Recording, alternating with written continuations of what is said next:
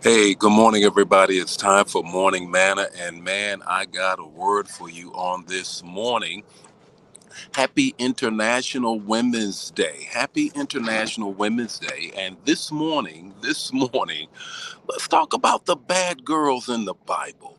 Let's talk of what better morning to talk about the bad girls in the Bible than on International Women's Day. International Women's Day. So it's not going to be the text to talk and the takeaway this morning. It's just simply going to be some conversation about the women in the Bible. And how about that? This is the first time I've ever done it on my phone, so I'm a little bit awkward as to how to reach out and say hello to everybody. But trust me when I tell you, I'm glad that you are here.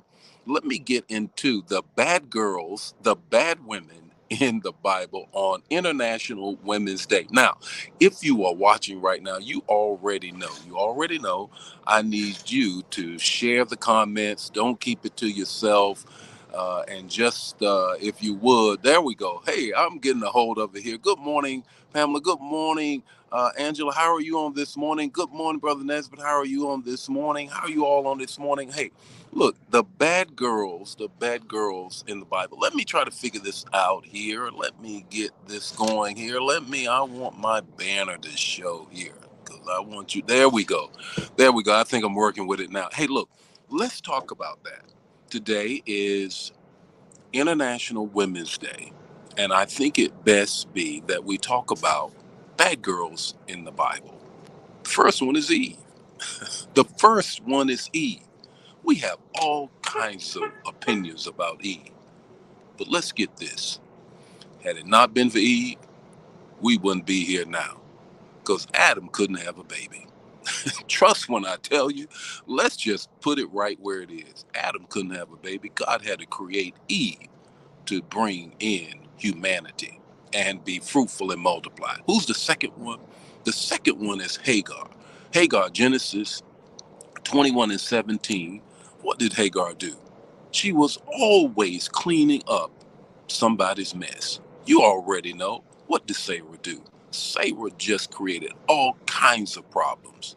Didn't believe God, laughed at God, had Hagar to go in and sleep with her husband, then want to kick her out. What is that about? But not Hagar. Hagar hung in there with her. And in Genesis 21:17, she called our God, her God, El Rohi, the God who sees me. The God who, when everybody else ignores me, God sees me. Who else is next? Rahab. We got all kind of conversation for Rahab, but you need to understand that she was the great, great, great grandmother for David in the lineage of Jesus. Had it not been for Rahab in her faith, operating in God, where would we be right now? I'm not done. What about the daughters of Zelophehad? The daughters of Zelophehad, Mila, Nea, Hagla, Milza, and Tizer. These are the women that says, give me what belongs to me. I ain't paying no attention to what you all saying a woman cannot have her inheritance. Rolled up on Moses and demanded what belonged to them. I'm not finished.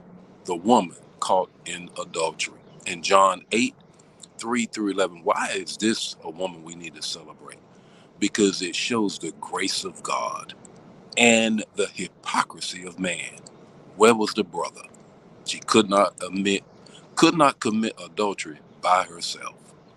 So the grace of Jesus, go and sin no more, showed all of that God has for us through his grace. The woman at the well saved the whole town. He told me everything about myself. We always want to talk about them 5 husbands, but trust when I tell you, there's some single women now says I take one of them. The bottom line is this: we see that after she came to Christ, she said, "This man is so good. I'm going to tell everybody about him." These are just some of the bad girls in the Bible. So let's celebrate the women. Let's celebrate all that they bring to the table. Because I wouldn't be here, and neither would you, had it not been for the women that we know, my mother and others, the bad girls in the Bible. If this bless you today on International Women's Day, then share it. Don't keep it to yourself. God bless you. Bye now.